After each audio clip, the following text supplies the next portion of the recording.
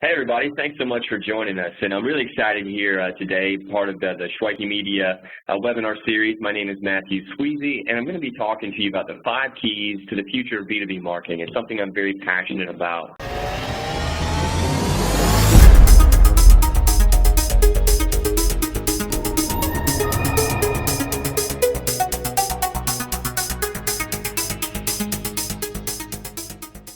Let's kind of dive into this. We're going to do this in about 15 minutes, so I really want to jam-pack these minutes with as much information as I can for you.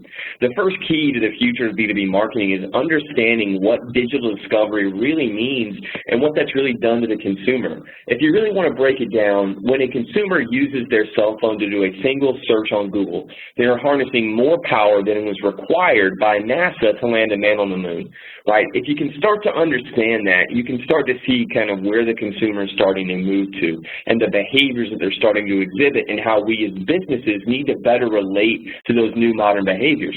So the average individual is now on digital media or in front of some type of a screen more than 12 hours a day. That was a study that came out of the UK. And really what this means for a B2B marketer is that by 2020, 80% of the entire buying cycle will be outside of the control of a salesperson. That means 80% of the entire buying cycle will be inside of marketing's control. Now, what we need to understand is we do content marketing for that, but we need to better understand how these consumers use content. Now, the reason I started off with that stat about NASA is because when you really start to understand how the internet and how the power of the internet has changed the way an individual consumes content, then you can make better content for what I call digital discovery. So here we go. What you look at on the screen is it's a graph of daily content consumption. The black dotted line is the average content that a buyer will consume on a daily basis. It's going to be flat over a very long period of time. They're going to read the same email, same amount of blog posts, same amount of Twitter engagement, same amount of social engagement on the average day. But what happens to their content consumption is there is a drastic stark difference when they get into what I call research mode. Research mode means they go to Google and ask a question. Now, let me ask you a survey really quickly. Do you do A or B? When you are trying to find the answer to a question and you go online to Google, do you do the following? Do you Google something, find a white paper, download it, log off and read it, go back on, go find another white paper, log off and read it, or do you do B? Go online, download a lot of white papers, and hope to one day read them. The most likely answer is B. You're going to go online because the power and the speed of the internet, you do all these things super fast and log offline. So you see these peaks and valleys. If you can understand that, then the next piece is understanding what do people want in the content. And I really break it down into the 3 types of content. People want content to escape. And here's a good example of Caterpillar, creating a giant game of Jenga, help people escape their daily lives. People want to learn with their content. And when a good example of learning is then you can then link that one article to something that's going to be deeper where people can learn how to do their jobs better. And then 3, people really want to research. They want to find the answers to questions out of content. And we most traditionally know this as the search inside of Google as how we do research. If you can understand that first key, the second key is really understanding that in the future there are unlimited marketing channels. In 1960, there were 5 marketing channels. Now there are over 70 marketing channels. And what we really need to take from this is us as a marketer now have zero control. Social media and all of the new media that lives online can be consumers talking to other consumers without us as a business involved at all. So what this really means is how are we going to then manage that brand? And well, that'll really lead us into the third key, which is organic reach is limited. Now, what we need to understand is the way we traditionally look at pushing media out there has been an organic social model. So I'd say I build a fan base, I publish something that goes out to all my fans. The actuality is that only 2 to 4% of your fans will see anything that you post in an organic framework. So what we need to understand is if that's the case, then what does this mean? It means we need to leverage more paid social media.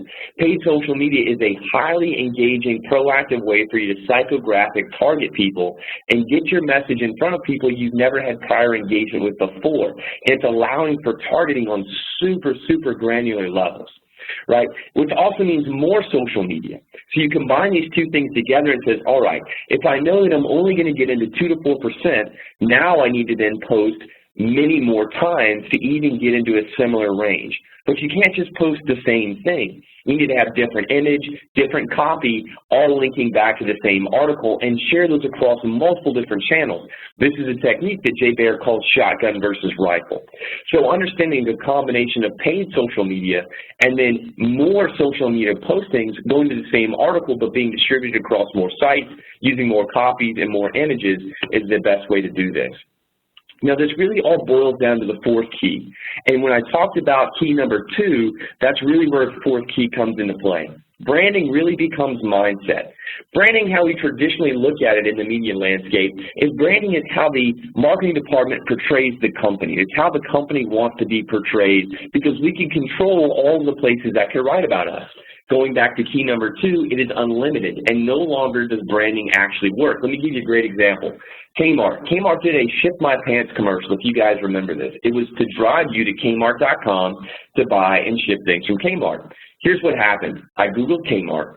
Here's the reviews that popped up for the local Kmart. Not that great. So I said, all right, well, let me go to the website where they actually want me to go.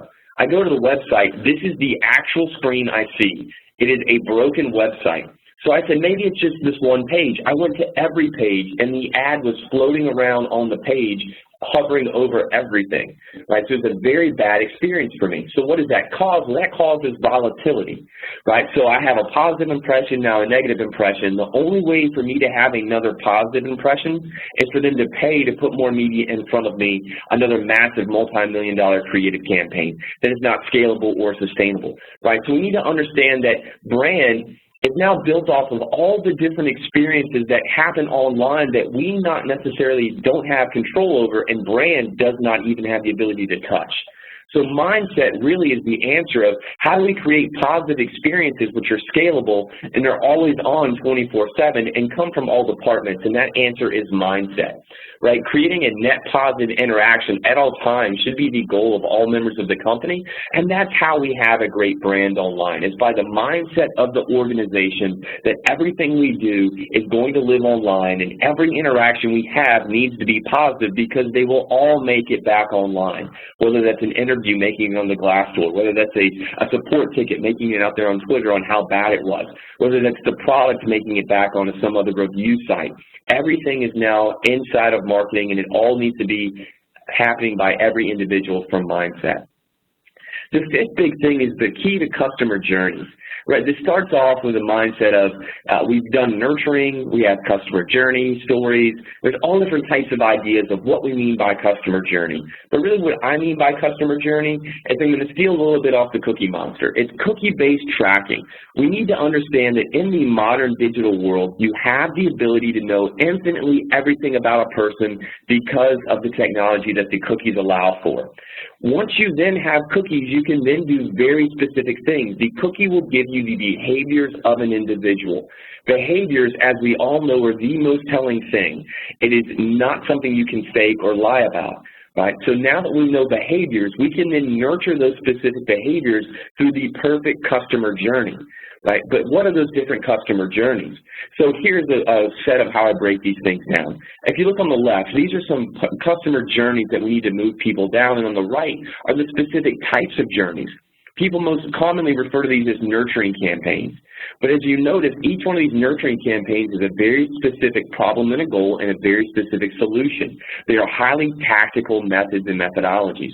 These are things that we need to understand, is that the customer journey is not a one-size-fits-all. Every customer journey for each individual needs to be dynamic based off of that digital fingerprint that we can obtain from cookies, be highly tactical and highly strategic in its execution for each specific set of problems or goals that we need to solve, and then the techniques that we use to do that are hyper-specific to the problem or the goal. It's not a one-size-fits-all for customer journeys, and the great part is that none of this was ever possible before the new set of technology arrived, but now that marketing automation exists in our world, this is all very possible, and we can now have the best customer journeys known to man. One other thing I really want to talk about on that digital experience and kind of wrapping this all together is being proactive with customer journeys. Nurturing campaigns are reactive customer journeys. Proactive customer journeys are thinking about things such as this, earn 5X rewards sidebar. Well, now there are technologies that are called account-based marketing technologies that allow us to really buy these bids in real time and say, hey, I know that this is a marketer at a Fortune 500 financial firm, and I want to target that person.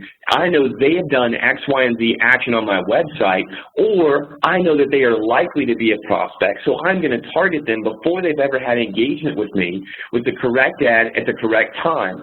I'm only buying one ad for one person in real time, and that's the concept of real-time bidding. So if you can understand that now there are technologies that allow us to have proactive customer journeys versus reactive, and you can combine those two things. Proactive helps you get in front of the correct people at the correct time, being hyper-targeted with your spend, and then the reactive then allows you to then convert those people once they've said, hey, this is interesting to me, into the perfect customer journey. So starting from a proactive, then moving to a reactive is the best way to use that digital experience to kind of bring it all together. And with that, I want to say thank you so much for learning with me with the 5 keys of B2B marketing in the future. There is one essential element that every online business owner and internet marketer needs, and that's list building. Do you have it? In my free 12-day e-course, I'll be introducing you to the basics of list building that can start working for you to produce more traffic, more leads, and of course, more customers in your business. Once you register on the next page, I'll show you exactly why it's so important to build your list, what list building is all about, how to build your lists, and then what to do with them to get maximum conversion. And the best part, you can do it all without any prior list building experience and with little money. You can't afford to ignore list building any longer. Isn't it time you do it right? Click the link below to get started now.